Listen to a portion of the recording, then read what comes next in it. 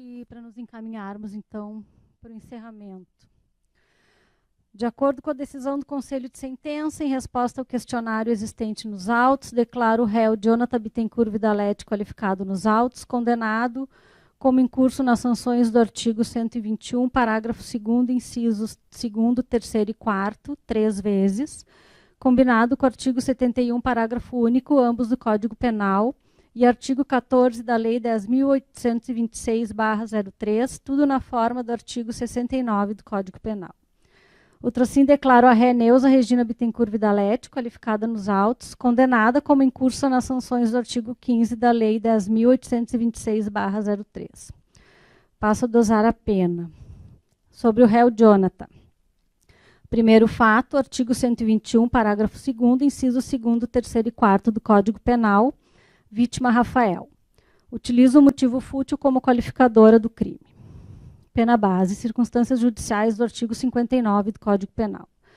A culpabilidade, entendida como a reprovabilidade social da conduta, merece maior censura do juízo, porquanto ultrapassa o ordinário dos crimes de homicídio.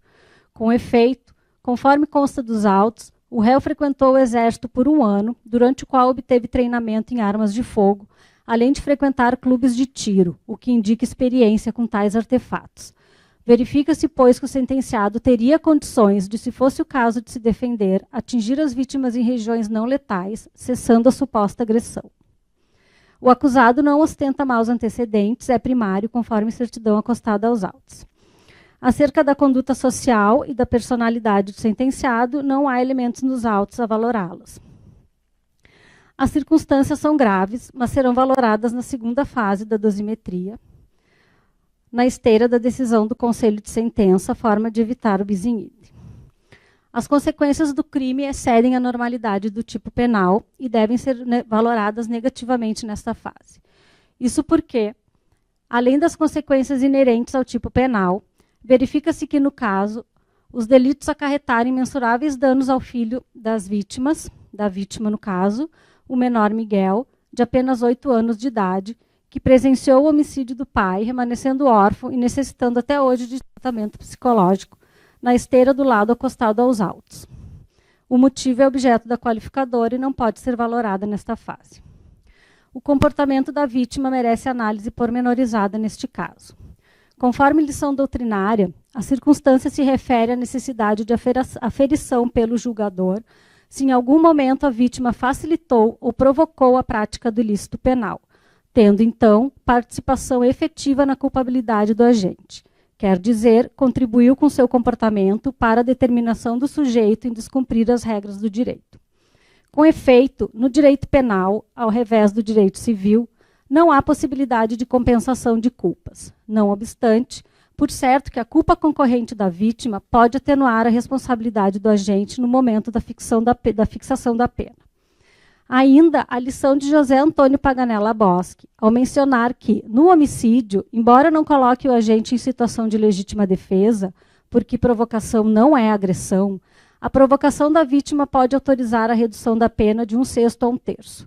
O comportamento da vítima desse modo, quando analisado, não pode ser separado do momento em que o juiz apreciará a própria culpabilidade, pois ao instigar, provocar ou desafiar o agente, a vítima, direta ou indiretamente, intencionalmente ou não, termina por enfraquecer a determinação do agente e ser obediente ao ordenamento jurídico. Nenhuma conduta das vítimas justifica o trágico desfecho dos fatos debatidos nesse processo. Mas não se pode desconsiderar a conduta da vítima Rafael, que após ingerir bebida alcoólica, saiu dirigindo e colidiu no veículo do réu e fugiu do local, mantendo-se em fuga mesmo após perseguido, buscando eximir-se do dever de reparar o dano que inicialmente causara.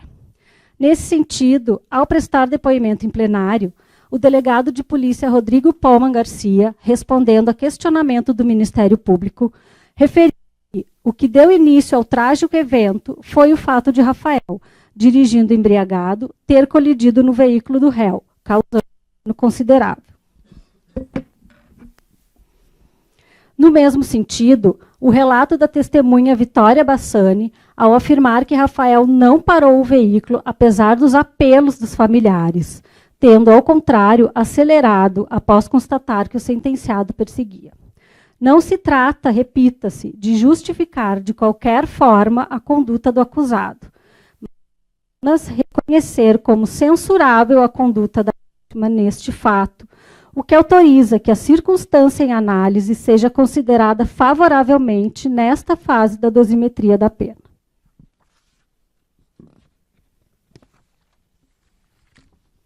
Desta maneira, analisadas as circunstâncias judiciais do artigo 59 do Código Penal, incremento a pena base em 4 anos e fixo em 16 anos de reclusão.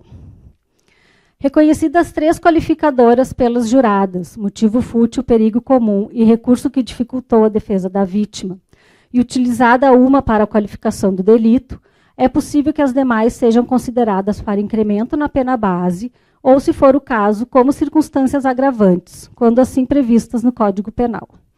Considerando que foram reconhecidas as qualificadoras de perigo comum e recurso que dificultou a defesa da vítima, igualmente previstas como agravantes no artigo 61, inciso 2º, a linha C e D do Código Penal, ressalvando que alterei meu posicionamento para me adequar à jurisprudência do STJ, aplico as referidas circunstâncias nessa fase, incrementando a pena em 1/6 para cada uma delas, totalizando um aumento de 1/3, 5 anos e 4 meses, fixando em 21 anos e 4 meses de reclusão.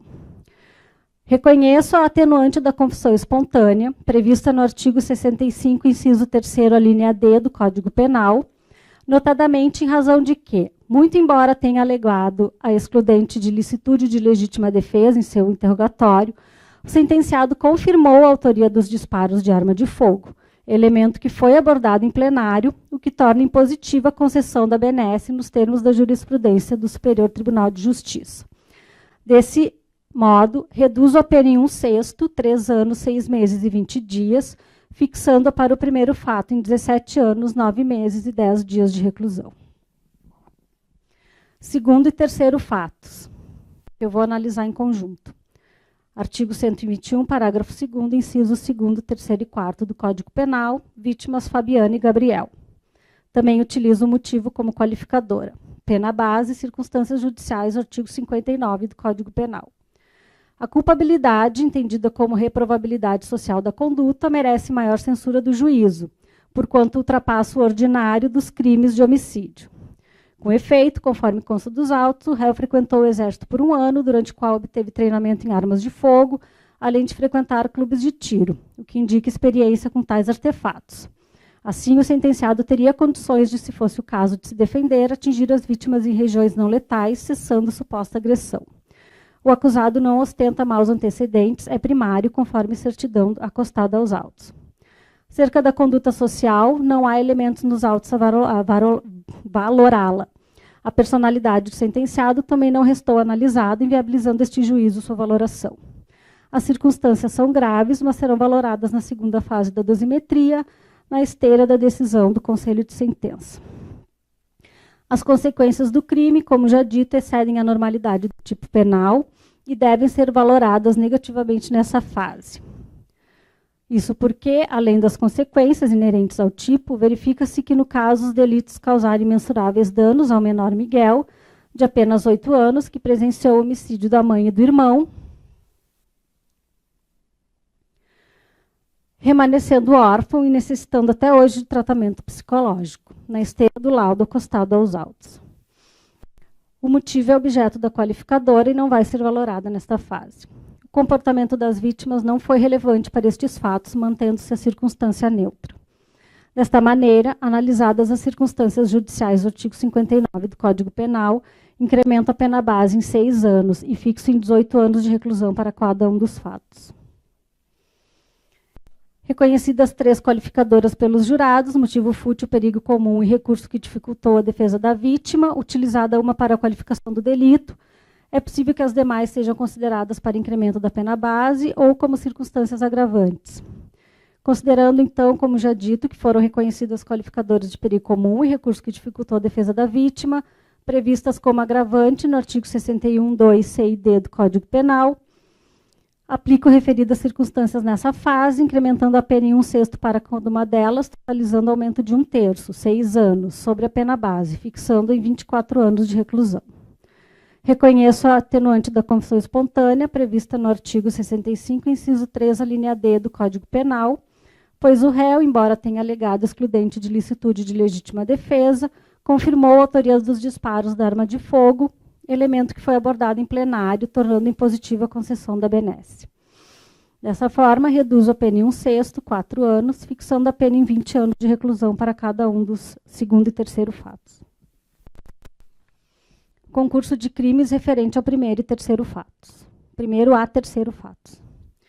Praticados 3 crimes idênticos, nas mesmas condições de tempo, lugar, maneira de execução e circunstâncias, aplica-se a figura do crime continuado específico, previsto na norma do artigo 71, parágrafo único do Código Penal. Com efeito, tem-se o crime continuado quando o agente, mediante mais de uma conduta, pratica 2 ou mais crimes de mesma espécie, devendo o subsequente ser considerados continuação do primeiro, em razão das condições de tempo, lugar, maneira e execução, e outras semelhantes. Trata-se de uma escolha do legislador, que optou por questões de política criminal, considerar como crime único diversas ações criminosas e incrementar a pena a partir do crime mais grave, adotando o Código Penal a teoria da ficção jurídica. No caso dos autos, muito embora a violência e a gravidade das condutas, verificado que os fatos são da mesma espécie, que foram praticados nas mesmas condições de tempo e lugar, com o mesmo modo de execução, disparos de arma de fogo, além de terem ocorrido de maneira sequencial, entendo pela aplicação da figura do crime continuado na esteira de reiterada jurisprudência do STJ. Anoto que não vislumbro nas provas produzidas no processo elementos que autorizem concluir por desígnios autônomos nas condutas praticadas pelo sentenciado.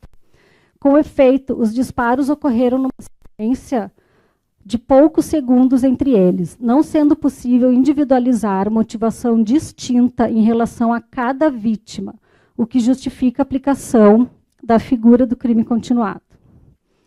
Em relação à fração de aumento a ser aplicada sobre o fato mais grave, aqui considerado pelo quantum de pena aplicada, determina-se pela combinação de elementos objetivos, quantidades de crimes dolosos praticados contra vítimas diferentes, com violência ou grave ameaça à pessoa, e subjetivos, consistentes na análise da culpabilidade, dos antecedentes, da conduta social, da personalidade do agente, dos motivos e das circunstâncias do crime, conforme jurisprudência do STJ, que eu cito aqui na sentença. No caso, praticados 3 homicídios triplamente qualificados e considerando a análise das circunstâncias judiciais do artigo 59 do Código Penal, para todos os fatos, conforme supra, a exasperação da pena em 2/3 mostra-se proporcional, observando-se também o limite da norma do artigo 70, parágrafo único do Código Penal. Assim, fixo a pena dos 3 primeiros fatos em 33 anos e 4 meses de reclusão. Quarto fato, artigo 14 da Lei 10.826/03. Pena base e circunstâncias judiciais, artigo 59 do Código Penal. A culpabilidade do réu, entendida como reprovabilidade social da conduta, não ultrapassa o ordinário, merecendo normal censura no ponto. O acusado não ostenta maus antecedentes, é primário, conforme certidão acostada aos autos. Acerca da conduta social, não há elementos para valorá-la. Personalidade do sentenciado, da mesma forma, não restou analisada nos autos, inviabilizando este juízo sua valoração. Circunstâncias e consequências do delito não extrapolam normalidade do tipo. Motivo do crime não enseja, no caso, maior reprovabilidade. Não há que se falar em comportamento da vítima. Dessa maneira, analisadas as circunstâncias judiciais do artigo 59 do Código Penal, fixo a pena base em 2 anos de reclusão. Reconheço a atenuante da confissão espontânea, prevista no artigo 65, inciso 3, a linha D do Código Penal, mas deixo de reduzir a pena aplicada no mínimo, na esteira da súmula 321 do STJ. Ausentes outras causas modificadoras, mantenho a pena em 2 anos de reclusão, torno definitivo. Imponho ao condenado o pagamento de 20 dias multa, considerando as operadoras do artigo 59 do Código Penal, 10 dias multa, considerando as operadoras do artigo 59 do Código Penal, arbitrado de a multa em 1/3 do salário mínimo vigente à época do fato, valor adequado à situação econômica do réu informada nos autos.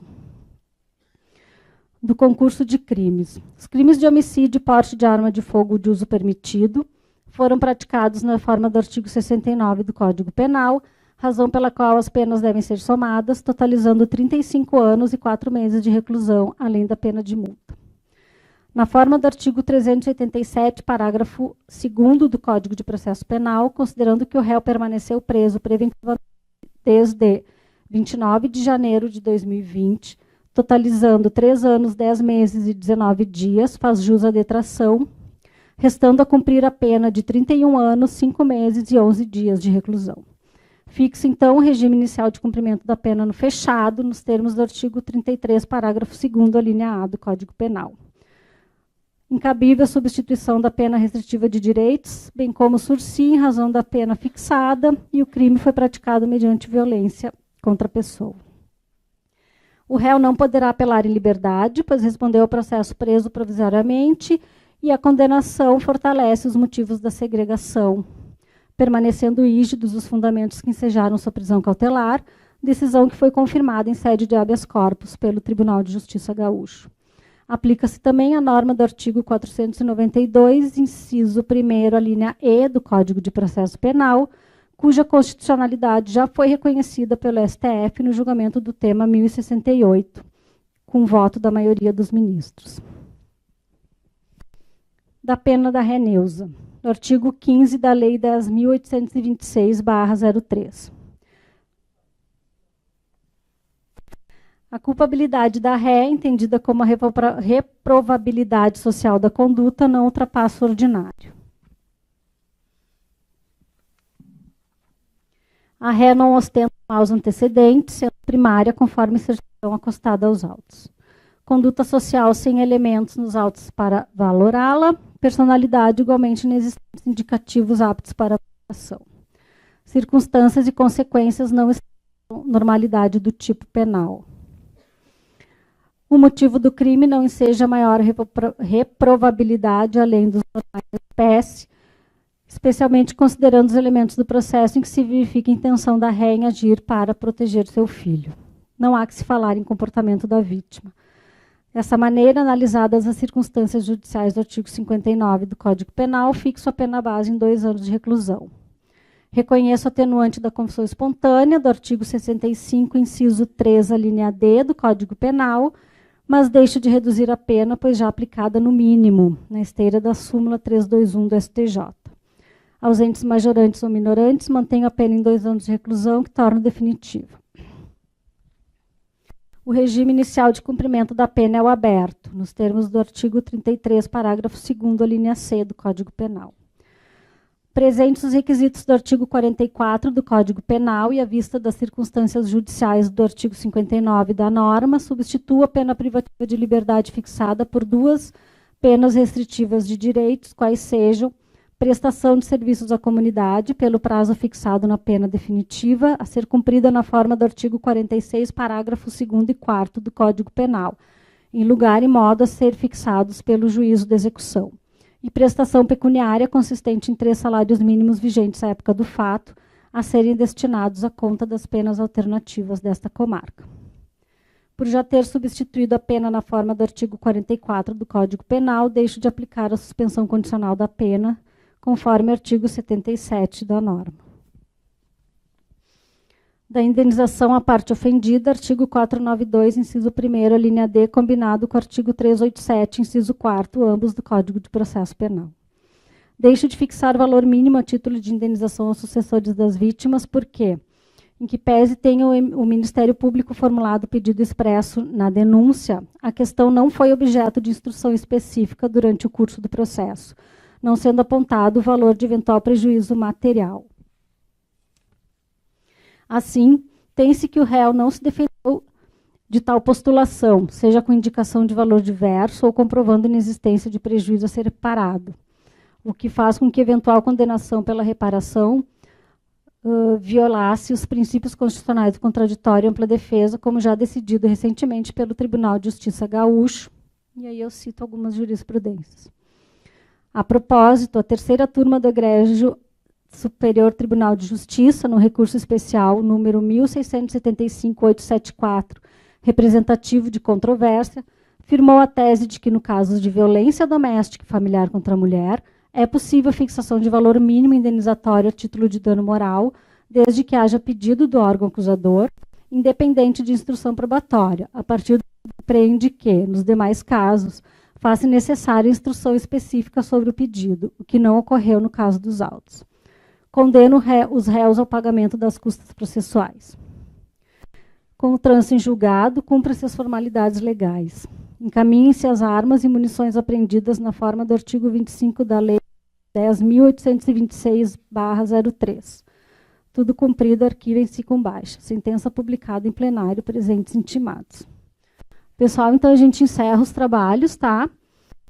Eu quero agradecer muito os servidores que ficaram aqui comigo esse tempo todo, que prepararam o júri, que trabalharam incansavelmente, não só nesse júri, mas todos os júris que a gente faz. Eu estou fazendo júri na sequência, quase que um por semana, já faz quase 1 ano e meio, e eu tenho encontrado servidores abnegados no Judiciário Gaúcho para me ajudar nisso. E sem eles eu não conseguiria fazer isso, nós, o Judiciário, não conseguiríamos prestar essa jurisdição. Então fica aqui o meu agradecimento público a todos os servidores. Hoje agradeço muito também a Sara e a Ana, oficialas de justiça, que foram incansáveis no cuidado com as nossas juradas. Né? Muito obrigada, gurias, de coração mesmo. Eu sei que é um trabalho bem complicado. Agradeço a Fran, que ficou comigo aqui, o Edu, a Thaís, todo mundo. Pessoal da SUSEP, muito obrigada. Vocês cumpriram direitinho o horário para a gente começar. Tá? Pessoal da segurança também, que nos cuidou aqui, nos ajudou a organizar. Pessoal da assistência, que às vezes precisa dar uma cuidada. Tá? Como eu falei, eu estou há 1 ano e meio fazendo quase que um júri por semana, e eu confesso que eu nunca esperei fazer o júri desse caso aqui, meio que foi uma surpresa para mim quando eu vim parar nessa vara e vim fazer esse júri, porque é certamente um dos casos mais tristes que eu já tive que fazer a sentença. Sei que a minha sentença não vai agradar, talvez não agrade nenhuma das partes. Infelizmente, a gente não consegue reparar o dano com a volta dos nossos entes queridos. Sei também que é um sofrimento para a família do réu, para o réu que demonstrou aqui nessa data arrependimento. Espero que isso sirva para reflexões futuras. Espero que seja também uma maneira da família da vítima virar essa página de que o processo, enfim, teve um julgamento e que a gente possa, então, que vocês possam seguir em frente cuidando do Miguel, que é quem precisa agora ser cuidado, tá? As questões processuais vocês deixem com o Ministério Público e com o advogado de defesa e vamos nos esforçar para cuidar do Miguel, tá? Dona Neuza, a senhora agora cuide do seu filho, cuide da sua saúde também. E eu espero que todos vocês tenham uma boa noite e saiam daqui com a sensação de que a justiça, pelo menos, encerrou essa fase e, em pese, não possa ter agradado todo mundo. O nosso trabalho é feito sempre de acordo com o que determina a legislação. Tá bom, pessoal? Obrigada ao pessoal da filmagem, que ficou aqui com a gente também. Todo mundo, e eu declaro encerrado, então, esse plenário. Muito obrigada, pessoal.